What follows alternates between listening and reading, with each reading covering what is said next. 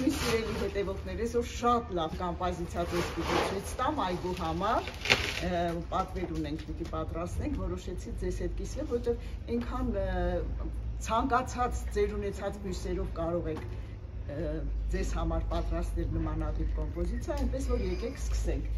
Քանի որ ծաղկամանը շատ մեծ է, իսկ մենք նրա մեջ պիտի տեղադրենք, տեսեք, մոտավորապես այս արմատային սիստեմի, դրանից մի քիչ խորը կարող է լինի բույսեր, տակը հաստ շերտով դրենաժ ենք լցնում։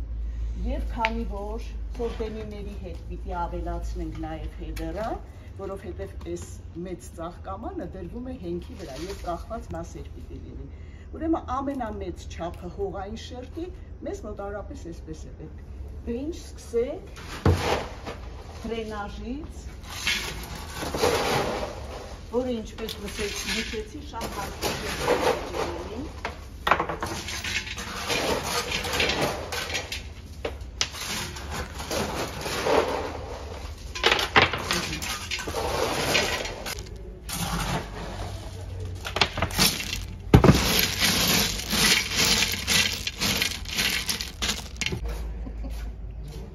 Դրենաժի շերտը մոտավորապես այսքան է, հիմա հողախառնուրդն ենք ավելացնում,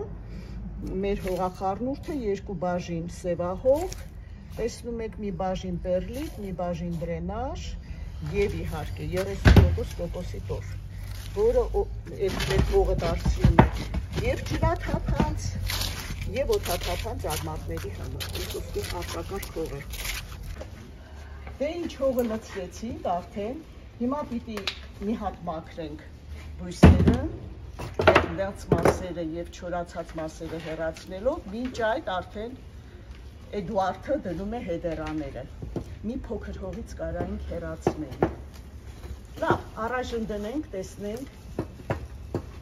Տեսեք, այս երկար մասերը, որը շատ երկար է և կարող է շատ կախվել, հետո պիտի փաթաթենք ծաղկամանի եզրերով։ Բույսերը ծաղկամանից հանելու ժամանակ երբեք արմատավզիկից մի քաշեք, որտեղ հնարավոր է մազարմատներին վնասեք։ Շրջում ենք գլխի վայր ու ծաղկամանը հեշտությամբ հանում, ճիշտ այնպես ինչպես հետերայի դեպքում։ Մի փոքր ես միշտ հեռացնում եմ վրայի հողը, այդ մահացած հողը շատ հեշտությամբ դուրս է գալիս արմատներից։ Սրանք մի քիչ կողքի վրա դնենք, որպեսզի, իսկ խորդենիների համար արդեն պիտի ավելի շատ հող ավելացնենք, որպեսզի արմատավզիկը լինի ծաղկամանի եզրով։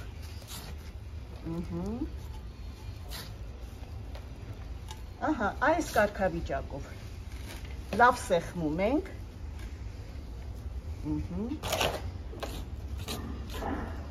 Եվ դնում հաջորդ բույսը ճիշտ մի ձևով, ինչպես ցույց տվեցի։ Շրջում ենք, հեշտությամբ հանում ենք ծաղկամանը, հեռացնում ենք ավելորդ հողը, այնքան ինչքան հեշտությամբ դուրս է գալիս և տնկում ծաղկամանի մեջ։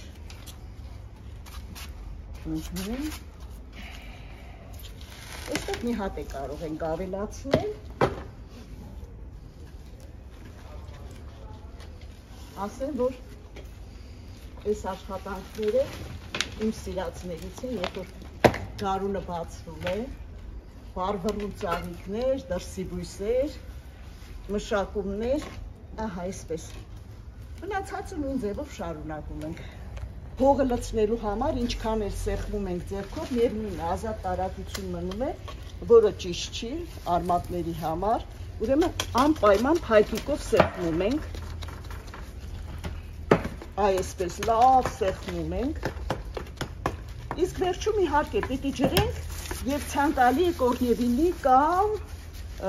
ցիրկոնի լուծույթով, բայց մինչ այդ հիմա մի հատ լավ կլվանանք ծաղկամանը, այս հողային շերտերը կանցնեն վրայից, ավելի կոկիկ կդառնա, հետո արդեն հողը կջրենք կորնևինով։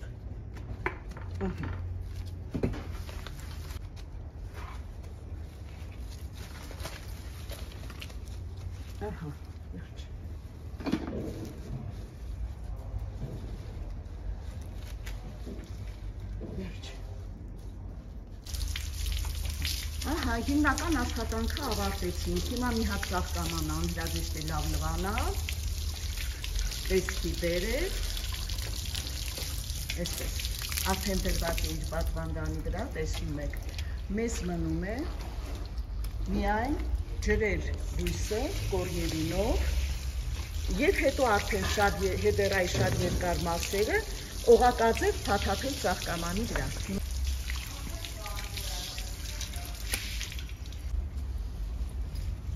Հիմա հետերայի երկար ճյուղերը, որոնք շատ ավելի երկար են, քան պատվանդանը, փաթաթում ենք ծաղկամանի եզրերով, այսպես համ հողն է ծածկվում, համ հետաքրքիր ավադոկ է դառնում, օղակ է դառնում բույսի համար, այս մասն է կարելի է բերել, իսկ մնացած կարճերը արդեն կթողնենք այդպես կախված։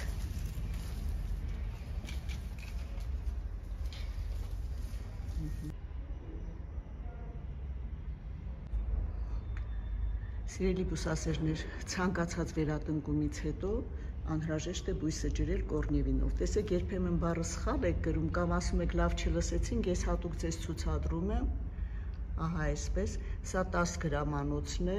կորնևինի յուրաքանչյուր գրամը նախատեսված է 1 լիտր ջրի համար։ Մոտավորապես այս չափի ծաղկամանին, կարծում եմ, կգնա 5 լիտր ջուր, հետևապես պետք է լցնել 5 գրամ կորնևին, այսինքն այս մի տուփը բավարար է 2 անգամ ջրելու համար։ Եթե կտրոններից ցանկանում եք նոր բույս ստանալ,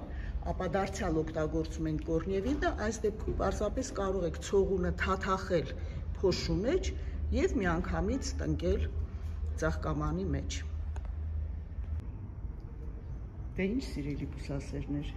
մեր կոմպոզիցիան արդեն պատրաստ է, հիշեցնեմ, որ օգտագործել ենք բաղեղ, այսա կամ պլուշ կամ հետերա, նույն բույսի տարբեր անվանումներն են, և խորդենի կամ պելարգոնի կամ գերայն, դա էլ այս բույսի տարբեր անվանումներն են։ Ասեմ նաև, որ խորդենին ունի հրաշալի աուրա և սիմվոլիկա, այն պաշտպանում է չարաճկից, հատկապես կարմիր գույնը, երևի սա է եղել պատճառը, որ մեր տատիկները, մեր մայրիկները միշտ ունենում էին տներում, ես հիշում եմ կարմեր դպրոցում, կարմեր տանը, այնպես որ դուք էլ կարող եք օգտագործել, բացի այդ շատ բուժիչ հատկություններ ունի և տերևը, և ծաղիկը, իսկ ձեզ մնում է նայել տեսանյութը, դնել լայքերը, գրել ձեր հարցերը և սպասել պատասխանների, որոնց ես գրեթե ամեն օր պատասխանում եմ։ Կհանդիպենք շատ շուտով, միշտ ձեր Դոննա Կոս։